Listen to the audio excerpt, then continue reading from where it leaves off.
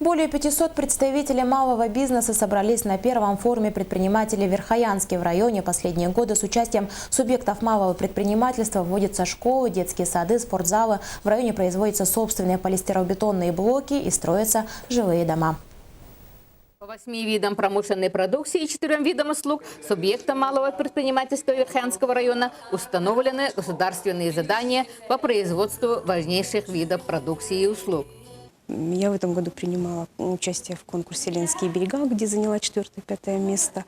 Ну, что хотела сказать, что такие конкурсы, они, конечно, стимулируют, и ты начинаешь, как бы, во-первых, мастерство возрастает твое, во-вторых, как-то престиж района, опять же, мы поднимаем. Хочется, чтобы о нас, парикмахерах, тоже узнали. У нас развивается не только туризм и другие наши отрасли экономики, но и вот бытовые услуги. Организация производства хлеба и хлебобулочных изделий является одной из приоритетных задач муниципальной программы развития малого бизнеса.